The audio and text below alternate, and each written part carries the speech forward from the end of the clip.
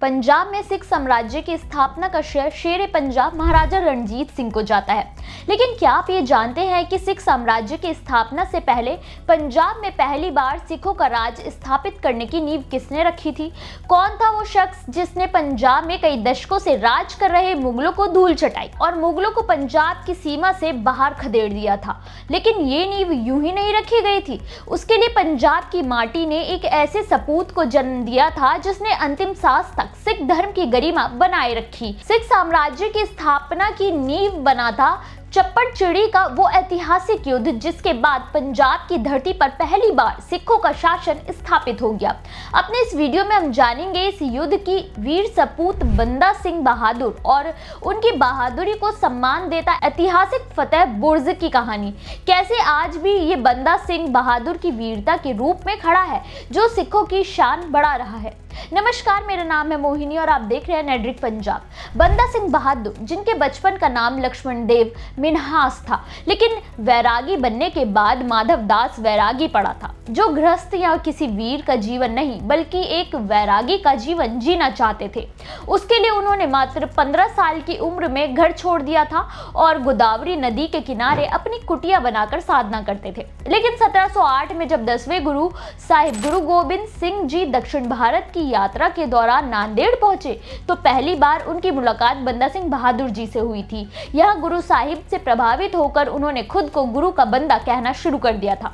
लेकिन यहीं से उनकी जिंदगी की दिशा भी बदल गई। गुरु साहिब ने उन्हें समझाया कि वो बैरागी बनने के लिए नहीं बल्कि खालसा के लिए एक बहादुर सिपाही बनने के लिए हैं। गुरु साहिब ने उनका बैराग्य छुड़ाकर उन्हें अमृत चखाया और नाम दिया सरदार गुरुबख्श सिंह। हालांकि इससे पहले कि वो अपने गुरु साहिब के साथ ज्यादा समय बिता पाते, उससे पहले ही एक हमले के कारण गुरु साहिब 1708 में सचखंड चले गए। लेकिन गुरु का बंदा अब तय कर चुका था कि वो न केवल साहिब जादों का बदला लेगा बल्कि पंजाब की धरती को मुगलों से आजाद कराकर ही दम लेगा। उनकी बहादुरी और रण कौशल ऐसा था कि मुगल भी इसे अनदेखा ना कर पाते थे।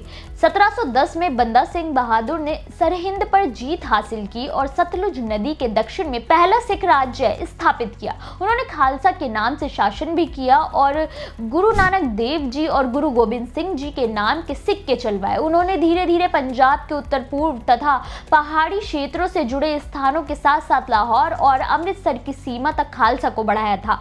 बंदा सिंह बहादुर ने ही पहला स्वतंत्र और संप्रभु राज्य स्थापित किया था।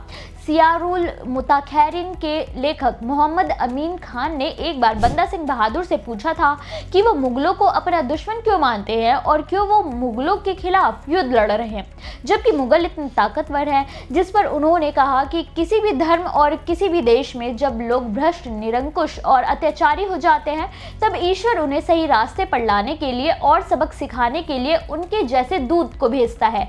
मुगल भी वैसे ही हैं। 1708 में 10वें गुरु के सचखंड जाने के बाद 1709 में पहली बार सिख साम्राज्य की स्थापना की नींव सरहिंद में रखी गई थी और उनका पहला मिशन था साहिब जादू की हत्या का बदला लेना। इसके लिए गुरु साहिब ने सरहिंद में मौजूद मुगलों के सेनापति वजीर खान को चुनौती दी और 12 मई 1710 में पंजाब के मोहाली में स्थित चप्पड़ चिड़ी नाम की जगह पर बाबा बंदा सिंह बहादुर की सेना और वजीर खान की सेना का भीषण युद्ध हुआ। इस युद्ध में वजीर खान मारा गया और बाबा बंदा सिंह बहादुर ने छोटे साहिबजादों की मौत का बदला ले लिया था। उसके बाद ही सरहिंद पर सही मायने में सिखों का शासन स्थापित हुआ। बाबा बंदा सिंह बहादुर और उनकी छोटी सी सेना ने जिस तरह से बहादुरी का परचम लहराया, उसकी याद में चप्पड़ चिड़ी में 328 फीट का फतेह बुर्ज यानी कि विजय मीनार बनवाया गया है। ये बुर्ज भारत का सबसे ऊंचा विजय मीनार है। इस स्मारक को साल 2011 में बनवाया गया है, जो कि 3 अलग अलग मंजिल की हैं।